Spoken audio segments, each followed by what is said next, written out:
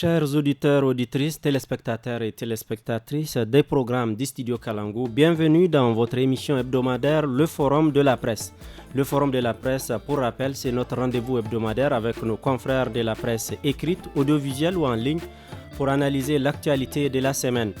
Au menu du Forum de la presse de cette semaine, la femme à l'honneur, c'est lundi 8 mars 2021 avec la célébration de la Journée internationale des droits de la femme. Au Niger, c'est l'occasion de s'interroger sur le quota et sur le mariage des enfants. Analyse à suivre dans ce forum. Volet politique de cette émission, nous parlerons avec nos invités de ce prix attribué au président de la République du Niger, Issoufou Mahamadou, à savoir le prix Mo Ibrahim. Vous suivrez dans quelques instants les commentaires et appréciations de nos confrères à ce sujet. Sur un tout autre plan, nous reviendrons dans ce forum de la presse sur ce qu'on peut qualifier de saisie de l'année. Il s'agit d'une saisie de 17 tonnes de cannabis opérée cette semaine à Niamey par l'Office central de répression de trafic illicite des stupéfiants octrices. Pour discuter et analyser ces faits de l'actualité, nous avons invité nos confrères Arimi Abba Kiari, journaliste à la radio alternative. Arimi, bonsoir. Bonsoir. Nous avons également avec nous Gary Amadou, journaliste au quotidien La Nation. Gary, bonsoir. Bonsoir. Et avec nous, Maimouna Diado, journaliste indépendante. Maimouna, bonsoir. Bonsoir. Merci à vous d'avoir accepté notre invitation. Je suis Alassane Kouzi Mahamadou pour la présentation de ce forum de la presse.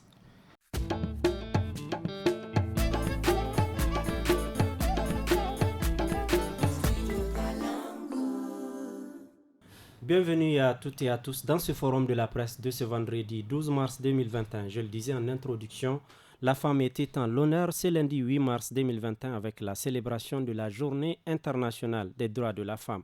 Au Niger, c'est l'occasion de s'interroger sur les avancées et les défis en matière de droits. Covid-19 est une menace pour les progrès enregistrés contre le mariage des enfants, tel est l'intitulé d'un rapport publié le 7 mars dernier par l'UNICEF. Je vous propose d'ailleurs de suivre les détails avec notre collègue Mokhtar Hamadou. Le Fonds des Nations Unies pour l'enfance, à l'occasion de la Journée internationale des droits des femmes, a annoncé dans un rapport que la fermeture d'écoles, les pertes d'emploi ou encore l'insécurité économique accrue pour cause de pandémie pourraient contraindre les familles vulnérables à marier leurs filles afin d'alléger leur fardeau financier. 10 millions de mariages d'enfants supplémentaires risquent d'être conclus d'ici à la fin de la décennie. Même avant l'épidémie de la Covid-19, 100 millions de filles étaient déjà exposés au risque de mariage pendant leur enfance, selon les estimations de l'UNICEF. Ces 10 dernières années, la proportion des jeunes femmes dans le monde mariées durant leur enfance a baissé de 15%, passant de près d'une femme sur 4 à une femme sur 5, évitant ainsi environ 25 millions de mariages. Selon l'UNICEF, ces progrès enregistrés sont aujourd'hui compromis par la pandémie de Covid-19. Alors, je viens à vous, Maimouna Diado. Quel commentaire vous inspire ces chiffres au sujet du mariage des enfants au Niger? Ces chiffres sur le mariage d'abord des enfants au Niger, nous savons que bien avant la pandémie, les familles sont confrontées à ça. Donc ça veut dire qu'au Niger, c'est une habitude pour certaines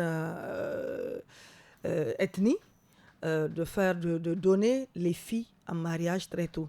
Et ici, quand on dit mariage des enfants, il ne faut pas voir également les filles seulement, parce qu'il y a des ethnies aujourd'hui qui donnent également les fils, les jeunes garçons en mariage très tôt, où c'est le père qui déploie de l'argent, qui enlève de l'argent pour faire marier son petit garçon d'à peine 15 ans, 14 ans, pour lui faciliter donc, de fonder un foyer. Donc ça veut dire que vraiment c'est Covid-19 est encore venu accentuer les choses, parce que comme j'ai suivi le communiqué, avec la fermeture de certaines écoles, il y a l'insécurité aussi, donc les parents vulnérables, parce qu'il faut voir aussi qu'il y a la vulnérabilité donc, de ces parents-là en finance, donc ça ne peut que vraiment augmenter le chiffre aujourd'hui de ce que nous avons connu il y a 10 ans de cela. Et ce qu'il y a lieu de faire, peut-être, c'est également d'aller vers encore plus la sensibilisation de ces familles que être vulnérable ne veut pas dire donner sa fille ou bien son jeune garçon en mariage très tôt, les jeunes filles en mariage très tôt. Non, il faut leur expliquer que la vulnérabilité, ça a des conséquences, comme ça a également... il faut leur montrer la manière de ne pas être vulnérable, la manière de se sortir de cette situation. Mais en donnant les filles très tôt en mariage, à l'âge de 12, 13 ans, il y a des filles qui sont mariées jusqu'à l'âge de 10 ans au Niger. Gary Amadou, qu'en pensez-vous du lien entre pauvreté et mariage des enfants qui ressort justement dans cette étude, dans ces chiffres? Oui, ça veut dire que quand on suit vraiment la logique de cette étude-là, c'est que c'est pratiquement en milieu rural que ce phénomène est constaté. Mais j'ai cru comprendre qu'à travers cette étude de l'UNICEF, on a constaté une baisse de quand même 15%, parce qu'ils disent qu'avant c'était une jeune fille sur 4, aujourd'hui c'est une jeune fille sur 5, ce qui fait une baisse quand même de 15%, ce qui est assez appréciable. Cela dit, la différence entre le fait de marier un garçon jeune et puis une fille jeune, elle est très grande, parce que le mariage d'un jeune garçon n'entrave pas son avenir ou son épanouissement social. C'est-à-dire que le fait qu'il cherche le boulot, etc., ça n'a pas d'emprise sur son... Par contre, si c'est la jeune fille, carrément, on annihile toute chance pour elle peut-être de s'épanouir sur le plan social, sur le plan de son autonomie, sur le plan de son avenir même au sein de l'école. Et surtout l'éducation, oui. Voilà, surtout au niveau de l'éducation. Elle pourra pratiquement plus partir à l'école. Lui, le garçon qui s'est marié, il part à l'école malgré tout. Donc franchement, c'est une grande différence. Mais je pense qu'il y a encore du travail à faire. C'est vrai que cette baisse-là, elle est en tout cas significative. C'est l'effet de quoi? Je ne sais pas. Les sensibilisations, mais là, on parle plus aussi du risque de voir le nombre de mariages d'enfants exploser d'ici quelques temps. Oui, d'ici quelques temps, peut-être oui. Mais je pense qu'il y a du travail à faire, surtout en milieu rural. Faire en sorte qu'on puisse faire comprendre que la société, c'est le garçon, c'est la fille. C'est-à-dire que l'école n'est pas réservée qu'aux garçons.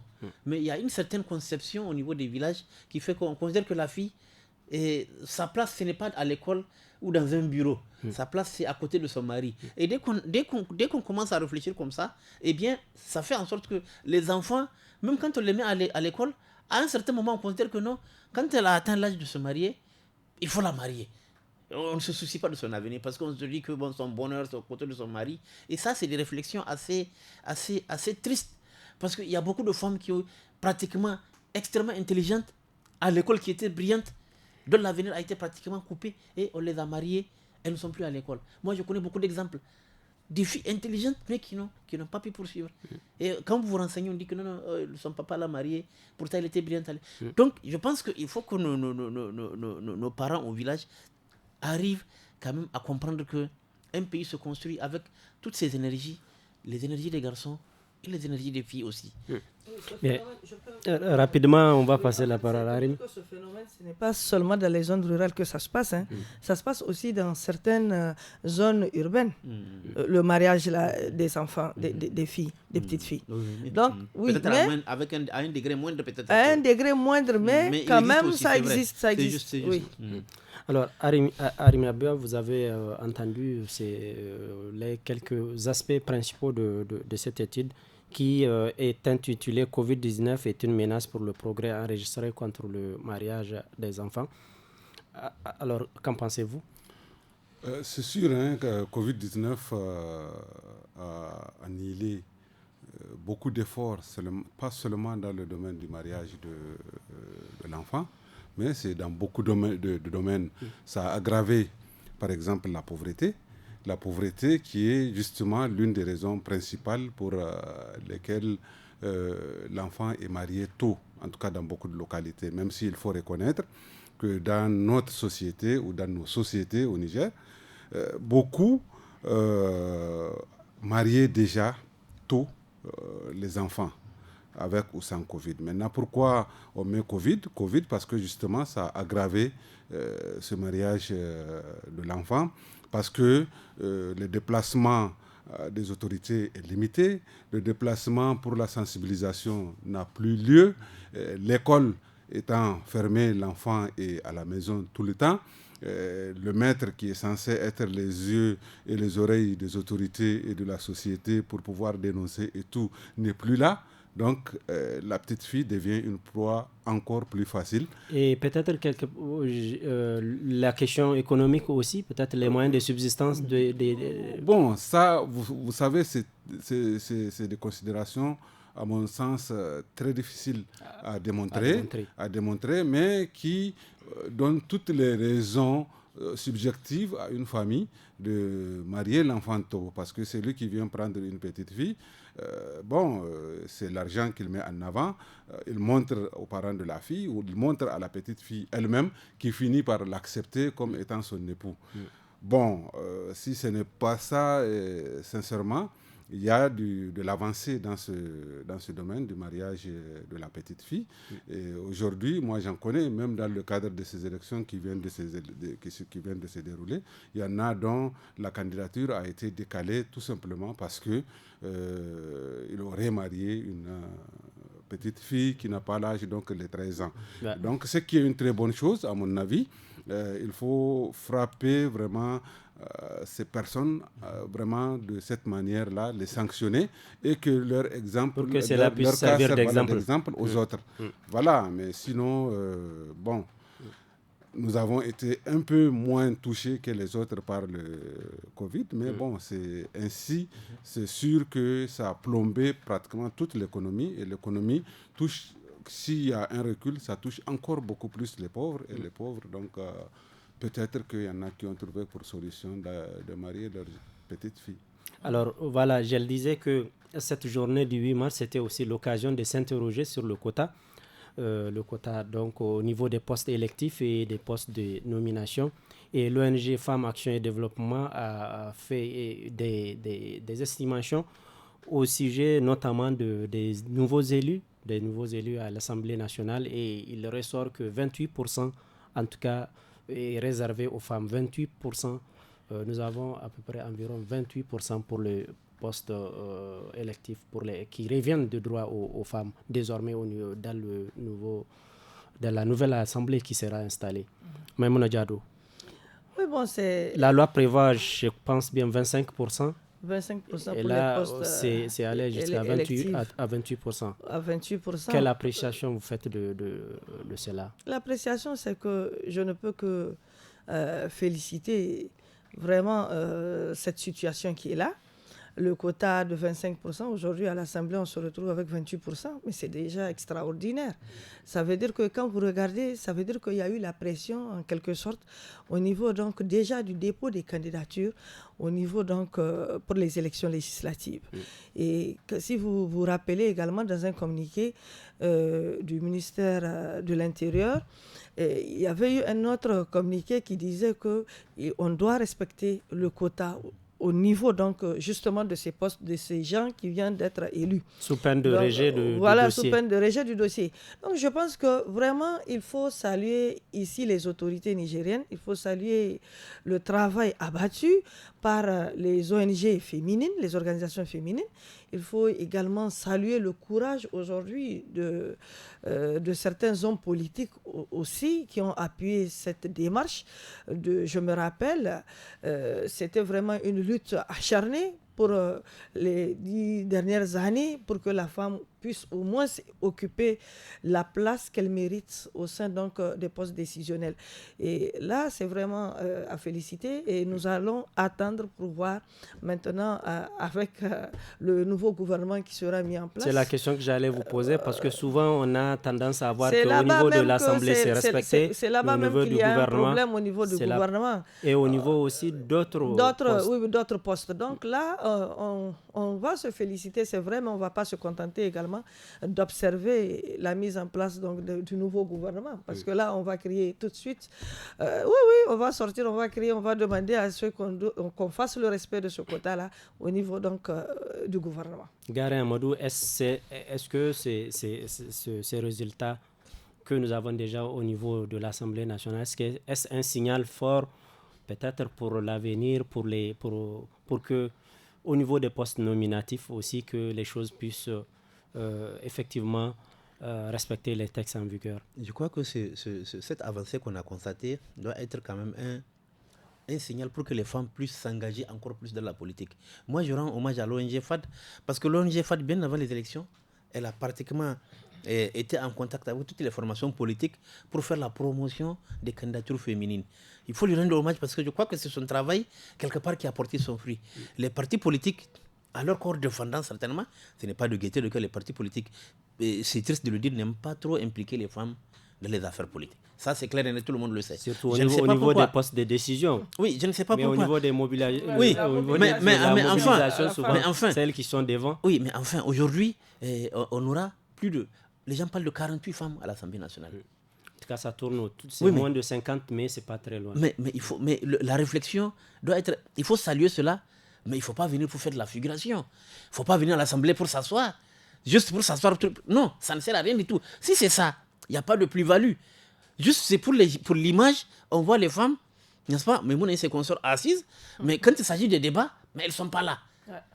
Et on a constaté dans l'ancienne législature, les femmes qui participent au débat se comptent sur le bout des doigts.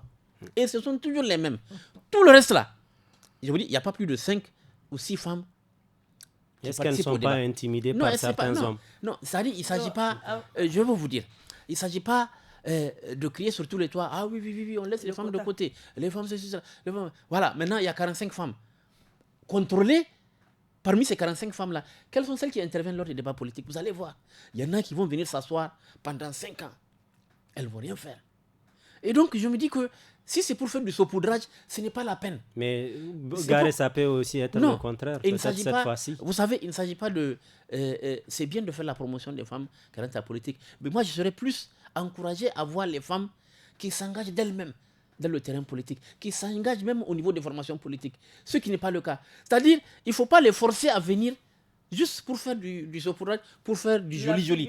Oui, pour faire de la figuration joli. On les voit, elles sont à l'Assemblée nationale. Ah oui, on applaudit. Mais la plus-value, elle est laquelle? Il n'y a rien. Alors, Arimia Abba, c'est cela? Oui.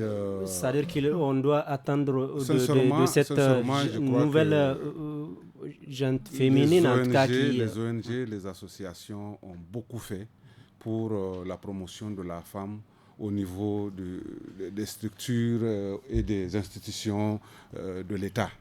Moi, ce qui me préoccupe le plus, sincèrement, c'est le travail, la promotion de la femme rurale. N'est-ce pas? Celle-là qui n'a pas de voix. Et comment vous pensez que cela peut être possible? Écoute, il faut alléger les tâches déjà, comment on appelle domestiques, parce qu'on dit que 14 heures sur 24, cette femme-là est en train de travailler. Elle est la première à se réveiller et la dernière à se coucher, n'est-ce pas? Elle fait tous les travaux les plus ennuyants de la famille. C'est à elle d'éduquer, de former, de nourrir les enfants. Elle sert... je ne dis pas qu'on ne fait pas. Je dis c'est elle qui fait. Je dis que c'est elle qui fait. Et je dis que c'est elle qui me préoccupe. Je crois que je n'ai pas été compris. Je suis un grand défenseur des femmes. Il faut avoir confiance. Mais seulement, je dis, mes sœurs qui sont en ville, n'est-ce pas? Quand on entend certaines revendications des femmes, on a l'impression qu'en brousse, dans le monde rural, on n'a pas de femmes. Or, c'est elle qui est... Votre préoccupation, c'est qu'il y ait une certaine convergence entre les besoins. Je travaille toujours avec les femmes, n'est-ce pas? On voit les femmes au sein des partis politiques. Au fond, elles ne sont pas... Elles ne portent pas la lutte pour la femme rurale. Peut-être elles ne portent pas la lutte pour la femme rurale. Elles le font pour elles-mêmes et je pense qu'elles ont les moyens et les arguments pour se hisser, y compris au niveau de la direction des partis. Il ne faut pas juste se cacher derrière les textes. Il faut que les femmes, aujourd'hui, en tout cas, je crois qu'elles n'ont même pas besoin d'être épaulées, mais on fait la défection pour n'importe quoi, dans n'importe quel parti, pour n'importe quoi. Mais les femmes d'une partie, un jour, elles n'ont qu'à décider de s'en aller. Par exemple, elles ont les moyens de faire pression sur leur direction pour être à 50%, 50-50 avec les femmes. Mais on n'a jamais vu ça. C'est seulement, on veut seulement se cacher derrière les textes. Je crois que les textes ne suffisent pas pour faire avancer les textes. Il faut soutenir les textes. Maintenant, la femme rurale, la pauvre, il faut la soutenir pour alléger ses tâches domestiques. Il faut soutenir jusqu'au bout la scolarité de la jeune fille. Il faut lutter pour que le mariage précoce cesse. Voilà des choses. Et ça, c'est un plaidoyer, que la femme députée doit pouvoir porter. Parce que moi, j'ai l'impression que beaucoup se contentent d'avoir leur place, comme Garé a eu à le dire. Et puis, bon, on s'était pendant 5 ans. Et encore, dans 5 ans, on se bat pour que le taux parvienne à 40%, ainsi de suite. Même si c'est 100%, si on ne s'occupe pas de l'écrasante majorité qui est en brousse, la condition de la femme dans notre pays restera encore marginale. Maïmouna, rapidement, vous voulez ajouter quelque chose? Je voudrais juste ajouter que cette fois-ci, la femme rurale sera représentée au niveau de l'Assemblée nationale. Parce qu'il y a un quota qui est attribué aux personnes, donc à ceux qui ont été élus, qui n'ont pas en fait de diplôme, qui sont illettrés. Oui, il y a un quota. Oui, le quota des analphabètes. Voilà, des analphabètes. Parmi ces analphabètes, on a pris des femmes? Oui, je suis sûre que parmi ces femmes qui seront à l'Assemblée nationale, en tout cas, il y aura des femmes rurales qui seront analphabètes, qui feront partie. Espérons, comme l'a souhaité Garé et Arimi, et je suis sûr qu'ils aient ce souci je suis sûr qu'avec les sensibilisations, avec les formations de l'ONG FAD, il y aura beaucoup de femmes aujourd'hui qui vont se soucier de leurs sœurs femmes de la brousse ou bien du monde rural. Ouais. Au sein donc de l'Assemblée nationale. Vivement. Elles feront la lutte pour ça. Et je suis sûr qu'elles feront la lutte pour ça. Bien, vivement. C'est très joli. Nous, on ne souhaite que ça. Vous comprenez? Mais le Niger n'a pas commencé comme ça. À chaque fois, c'est la même chose qui se répète. Vous dites que elles vont participer. Finalement, il n'y a rien. Moi, ce que j'ai dit... Cette fois-ci, c'est nous-mêmes femmes. Cette fois-ci, on va observer. On va observer. Mais l'ONG FAD doit continuer le travail parce que j'ai dit, il ne s'agit pas d'amener les femmes à l'Assemblée nationale, il s'agit de faire en sorte que celles qui viennent à l'Assemblée nationale puissent participer au débat. Actives. Merci Garé, merci. Nous allons passer à ça. Voilà. Nous allons passer au second sujet de cette émission.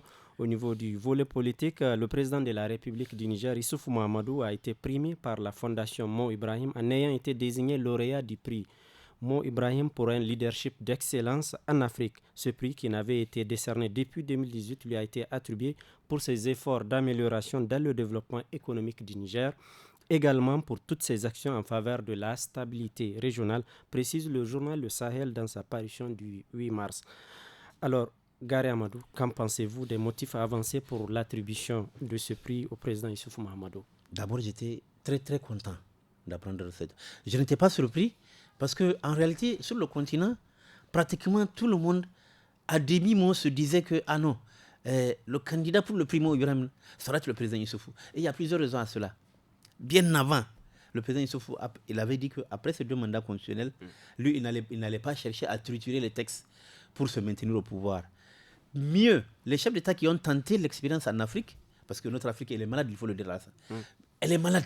Les chefs d'État qui veulent s'éterniser au pouvoir, le président Issoufou a critiqué cette posture-là. Il s'est fait des ennemis à cause de ça, des ennemis qui sont encore justement aujourd'hui dans leur 3e mandat dans leur pays, mais il a tenu à donner un exemple aux générations futures.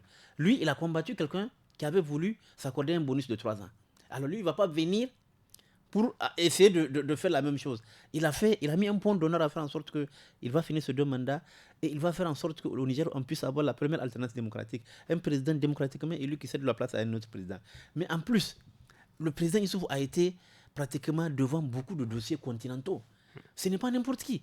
La zone de libre-échange continentale, c'était sa réflexion. Il y a beaucoup d'autres sujets sur lesquels, sur le plan de la lutte contre le terrorisme, où le président Issoufou s'est remarqué sur le plan international. Ce prix-là, c'était vraiment le prix. Quand même, ce n'est pas un prix qu'on donne comme ça à la volée. Alors, Garé, certains observateurs soulèvent le fait que certains critères d'attribution justement de ce prix n'aient pas été respectés, notamment le lauréat devrait être un ancien président et avoir quitté le pouvoir 3 ans au moins, le mandat du président Issoufou n'étant pas encore terminé.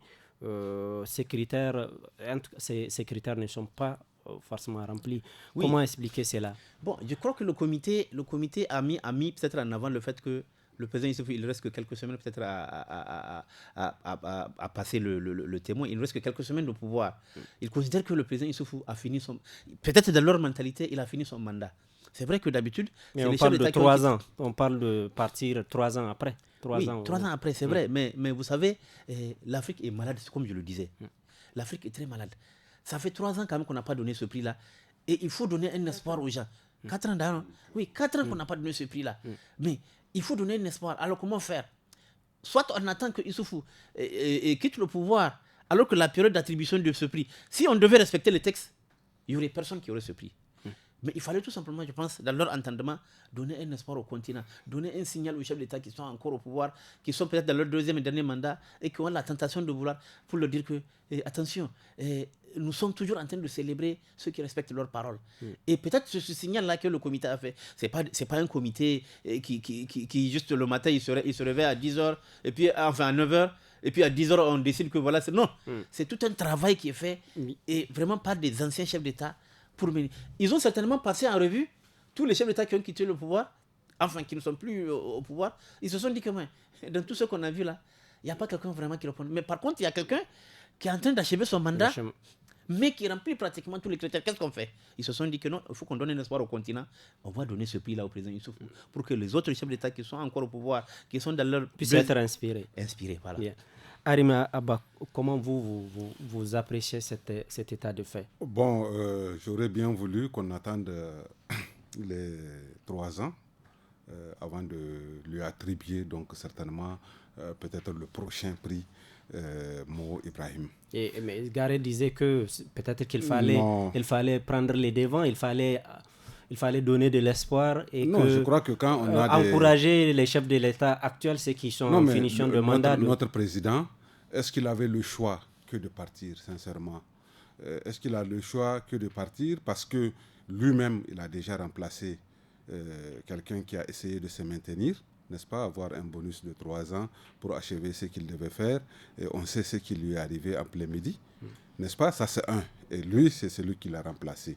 Et de deux, il y a quand même qui l'attendent. On voit que la lutte pour occuper cette place-là est très acharnée et nous sommes en plein là-dedans, n'est-ce pas? Et donc, à mon avis, il n'avait pas le choix que de partir.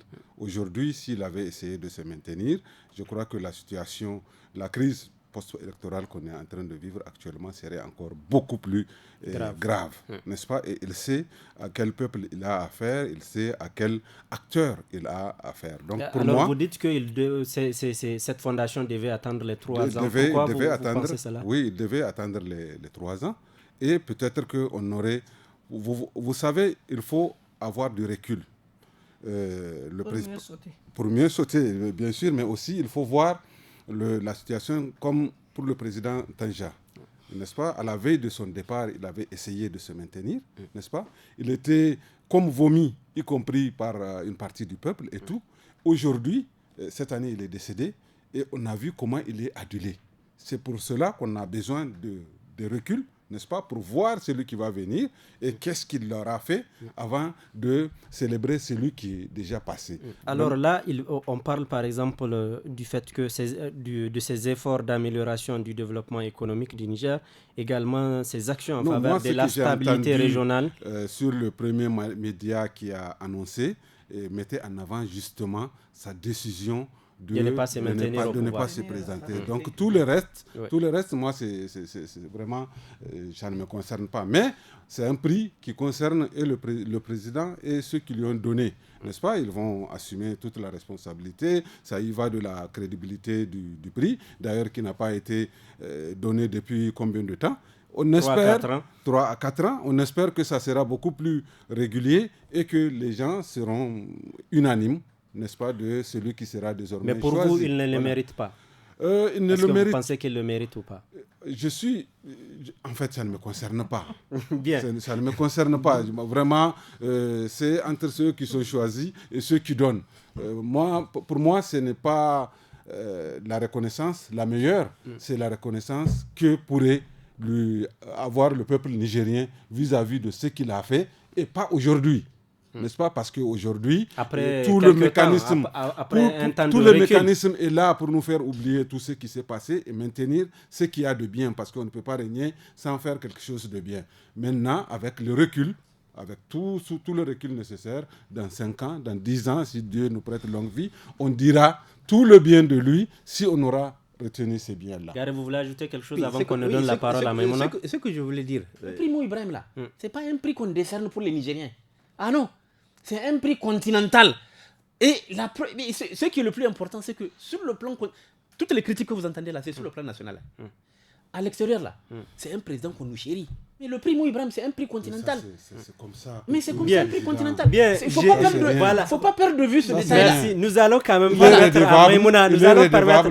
Mais non, moi je suis étonné que nous allons permettre. Personne en Afrique, Maïmouna, n'est-ce pas, n'a le droit de nous dire que notre président est le meilleur du monde. Non, c'est à nous, c'est nous qui le vivons. Non, sur le plan continental, tu peux me le dire. Bien, nous allons permettre quand même. On ne vit pas la réalité. Non, on te parle du continent. En fait, tu t'enflammes pour rien. Non, je ne me parle pas. J'ai l'impression que tu alors, nous allons quand même donner la parole à Maïmouna. Maïmouna, c'est son tour. On te parle d'un prix continental par rapport à des critères. Je dis qu'il s'enflamme pour rien. Non, tu ne parce comprends que je n'ai pas encore dit que le président Issoufou est mauvais. Non, mais je dis le prix, vraiment, le meilleur prix qu'il puisse avoir. C'est la reconnaissance du peuple nigérien. Alors, on se comprend. Non, ce que j'ai dit, c'est que c'est un prix continental avec des critères continentaux. Mais ça là, est-ce qu'on a besoin d'expliquer ça sur un plateau? D'accord. On n'a pas besoin d'expliquer ça. Alors, d'accord, nous allons permettre quand même à Maïmouna, qui depuis longtemps nous attend, pour aussi son temps de parole.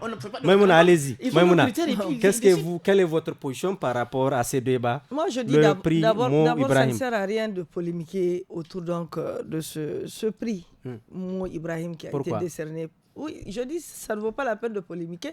C'est que ceux qui ont déjà attribué ce prix ont choisi les critères pour nominer ou bien pour décerner ça au président de la République. Donc, ça veut dire que d'abord, parce que dans les critères, moi j'ai vu qu'ils ont surtout mis l'accent par rapport au fait que le président de la République ne voudrait pas se maintenir au pouvoir après les 2 ans.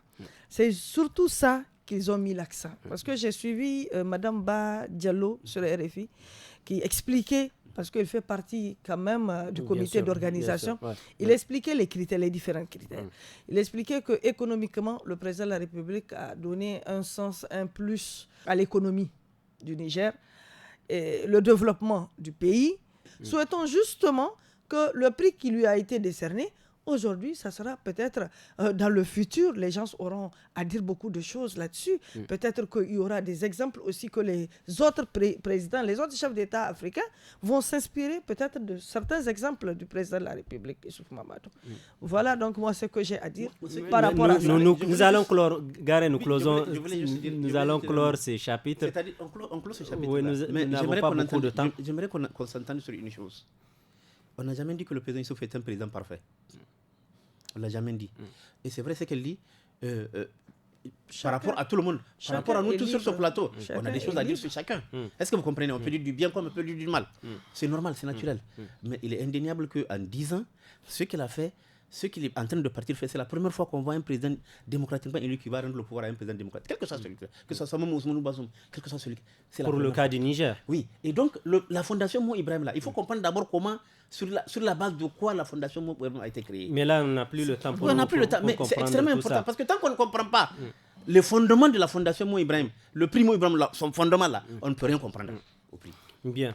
Gare, nous passons au dernier sujet de ce forum parce que nous avons pratiquement épuisé notre temps sur ce sujet du prix Mo Ibrahim.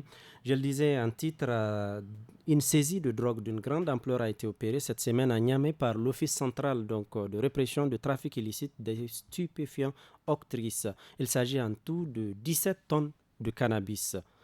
Arimaba, comment expliquer une telle audace, si on peut le dire ainsi, des trafiquants avec une telle quantité de drogue en pleine capitale? Je trouve que c'est vraiment extrêmement grave pour notre pays. On se croirait dans certains pays latino-américains, n'est-ce pas, dont le nom est très connu à travers le monde pour vraiment être des passages ou même des pays de consommation de drogue. Mais c'est extrêmement. 17 tonnes, s'il vous plaît. milliards de francs CFA. Je crois qu'on doit se réveiller.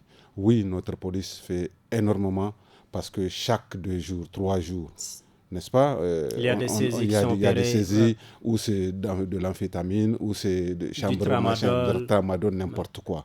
Autrement dit, on a tendance à croire que notre pays est devenu un couloir de passage sûr pour ces trafiquants-là, parce que à côté d'une cargaison saisie, c'est sûr qu'il y a une autre cargaison qui est passée. Et ça, je trouve que c'est extrêmement grave. On doit se réveiller. Chacun doit s'y mettre pour qu'on sache que c'est notre jeunesse qui est menacée, c'est notre économie qui est menacée, parce qu'il va y avoir de l'argent sale, il va y avoir vraiment de la violence, parce que la drogue va avec la violence, la drogue va avec l'insécurité. Et donc l'insécurité... Il y en a qui font le lien même avec le terrorisme, avec la circulation des armes. Bien sûr, la drogue va avec tout ça, et c'est en cela que c'est grave pour notre pays si on ne se réveille pas. En plus des guerres que nous sommes en train de vivre sur nos 3 frontières, n'est-ce pas, nous pouvons vraiment vivre cette guerre-là de façon beaucoup plus réelle, à l'interne et dans nos propres familles. Donc vraiment, je trouve que c'est très grave. Gary Amadou, comment analysez-vous cette situation du trafic de drogue qui prend une tournure de plus en plus alarmante? Je crois que c'est comme l'a dit Arimi, c'est vraiment une situation assez inquiétante parce qu'il ne se passe pratiquement pas un mois sans qu'on vous parle d'une saisie de drogue ici au Niger. Je rends hommage à l'Office de répression l'Office de contrôle de répression des trafics illicites des stupéfiants, le CERTIS, vraiment qui fait un travail remarquable et qui de jour et de nuit est en train de pratiquement guetter, enquêter, pister jusqu'à découvrir cette gigantesque. Mais là, ce qui vient d'être pris est énorme. C'est énorme. On parle de 17 tonnes. Et ça a quitté le Liban. C'est pour vous dire que les réseaux de trafiquants, ce sont des réseaux extrêmement bien organisés et qui ont des contacts au niveau des ports. Parce que pour qu'un conteneur comme ça puisse arriver dans un port et puisse passer, il faut avoir des complicités au niveau des ports, les patrons des ports, etc. etc.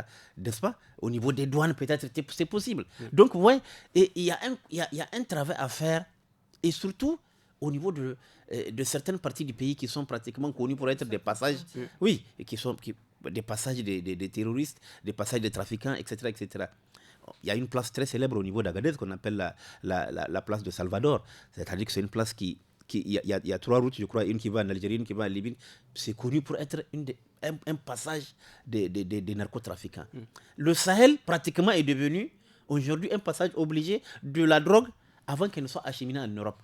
Et donc, il faut qu'on trouve un moyen, même si c'est à travers...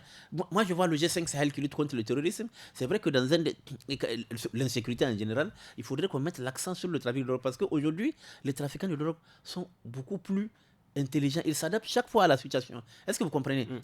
Chaque fois, ils essaient de s'adapter, de faire en sorte que le produit ne puisse pas être détecté. Vous avez vu, par exemple, avant-hier, au niveau de la saisie qui a été faite, les 17 tonnes là. Vous avez vu les emballages qu'ils ont fait. Ils ont fait plusieurs emballages de telle sorte que quand ça passe même au niveau du rayon X, ça ne peut pas être détecté. Et en plus, c'est dans des cartons de jus de fruits. De pâte alimentaire. Voilà, et on m'a dit que ce magasin-là, à un certain moment, c'est des motos qu'on a menées. Des motos, oui. Donc, vous voyez, c'est des gens qui s'adaptent. Toutes les manœuvres sont bonnes pour échapper à la vigilance.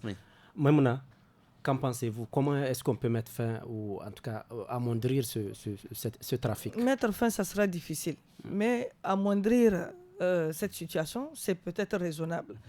Et bravo donc à Octis, d'abord, parce que puis sa vigilance, ses contrôles, et la police a pu donc démanteler ce réseau. Mais ce qu'a dit Garé et mon confrère Arimi, je pense que en fait, si une cargaison, on arrive à avoir une cargaison, ça veut dire que déjà l'autre cargaison a pu franchir, et déjà dans la ville, au même moment de la ville. Parce que les 17 tonnes là, aujourd'hui, qui sait combien de personnes ont pu consommer dans ces 17 cargaisons? Qu'est-ce qui a été déjà écoulé? Et aujourd'hui, j'ai peur pour la jeunesse nigérienne. Parce qu'il faut avoir peur de la jeunesse nigérienne. Quand on regarde, la jeunesse nigérienne, quand même, a une place très importante dans ce pays. Et en mettant de la drogue, c'est comme si on donne l'occasion maintenant à cette jeunesse de consommer ça, quoi. Mettre l'accent, c'est de veiller. Veiller, comme l'a dit Garé, sur certaines frontières. Les frontières là qui n'ont pas dans la vigilance, parce qu'il y a certaines personnes qui peuvent passer sans être contrôlées. Alors, rapidement, il faut également les contrôler. Donc, ce que nous voulons, parce qu'on a l'habitude de nous dire qu'il y aura un dossier qui sera ouvert par rapport justement à ces cas de drogue, mais d'où justement on n'entend plus parler. Il y a eu je me rappelle une saisie de drogue où on avait, le procureur avait saisi de cette situation. Bien, Maïmouna, le dossier jusqu'à présent, on ne sait pas. Mais nous voudrons que cette fois-ci, qu'on cherche véritablement les coupables et que les coupables soient châtiés. Alors, Maïmouna, je voudrais quand même qu'on aborde, même si c'est à 30 secondes chacun, cette question du contingent tchadien qui est là à Niamey depuis quelques jours.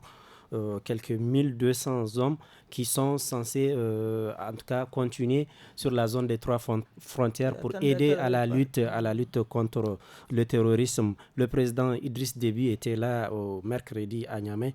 Arimi Abba, quelle appréciation faites-vous de l'implication du président tchadien dans la lutte contre le terrorisme au niveau donc justement de cette zone de 3 frontières et des éventuels résultats que cette implication pourrait apporter? Beaucoup d'armées étrangères sur notre territoire.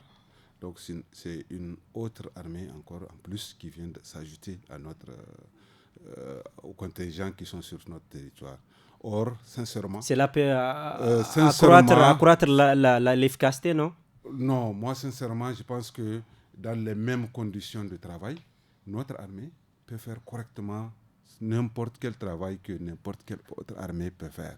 Cherchons les moyens pour notre armée, mettons les moyens à la disposition de notre armée et on n'aura pas besoin sur notre territoire d'armées étrangères. Parce qu'à tort ou à raison, on est vraiment, on doit pouvoir considérer que c'est encore une armée d'occupation. Mais là, on parle de la zone des 3 frontières. Normalement, c'est situé à cheval. Ça veut dire qu'ils peuvent être au moins à cheval sur Mali, Burkina, Niger. Oui, mais pourquoi le Mali a une armée? Ils sont, selon ce qu'on nous dit tous les jours, l'armée malienne, les FAMA, sont en train d'être formés vraiment de façon intensive par l'armée française, américaine et autres. C'est la même chose pour le Burkina, c'est la même chose pour nous.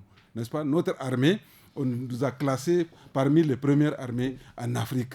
N'est-ce pas? Mais écoute, on a assez de jeunes gens, assez de personnes pour pouvoir combattre et chacun peut rester sur son territoire et défendre correctement son territoire. Garé Amadou, quelle appréciation de cet appui du président Idriss Déby, qui est d'ailleurs le président en exercice du G5 Sahel? Oui, moi je pense que cet appui est extrêmement important parce que la lutte contre le terrorisme, on ne la gagnera pas seul. Et je me rappelle de ce que le ministre de la Défense avait dit devant l'Assemblée nationale quand il avait été entendu par les députés. L'un des principaux problèmes de notre armée aujourd'hui, qui est efficace, mais qui a un problème d'effectif pour pouvoir être pratiquement... Surtout les fronts. Voilà, et donc la partie de la politique nationale de défense qui vise à pratiquement quadrupler le nombre de militaires nigériens pour permettre d'être vraiment dans une capacité opérationnelle optimum qui peut permettre de gérer des situations... La frontière, par exemple, le Niger-Mali, c'est 800 km. Mais c'est compliqué à contrôler 800 km. Vous vous rendez compte? Ça fait d'ici Niamey jusqu'à, je ne sais pas où, 800 km. Ça dépasse Tawa. Mais 800 km de frontière, vous pensez donc il y a un sous-effectif. Est-ce qu'on a des informations sur les objectifs, peut-être de renforcement de ces effectifs? Oui, les objectifs, parce qu'on a beau dire, les armées ne sont pas les mêmes. Notre armée est redoutable, elle est parmi les mieux classées de la sous-région. Mais en matière, par exemple, rien qu'en matière de chars, l'armée tchadienne est la mieux équipée en matière de chars de la sous-région. En matière d'hélicoptères, elle est la mieux équipée en matière d'hélicoptères. Matériel. Ça, c'est clair et net. Donc, et en plus, l'armée tchadienne est une armée de guerre. Le Tchad, depuis pratiquement l'indépendance, est un pays qui se construit à travers des guerres entre pour vous, leur expérience et leur elle est extrêmement importante. Il ne faut pas qu'on perde de vue qu'on ne peut pas gagner cette guerre-là seul.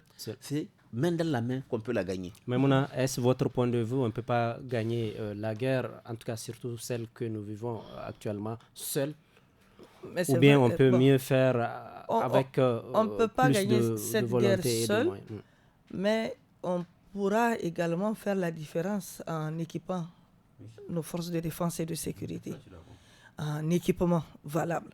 Mais il ne faut pas également oublier qu'aujourd'hui, l'armée tchadienne, elle est là.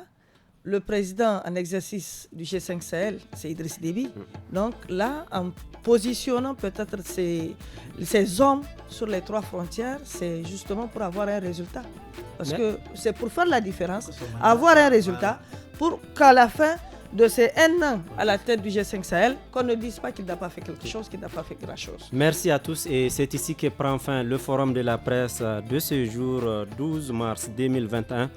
Nous étions en compagnie de nos confrères Arimi Abba, journaliste à la radio alternative, Maimouna Diado, journaliste indépendante, et Gary Amadou, journaliste au quotidien La Nation. Je suis Alassane Kouzim Amadou pour la présentation de ce forum. La régie technique a été assurée par Aminata. Réalisation Mustafa Ayuba. Bonsoir.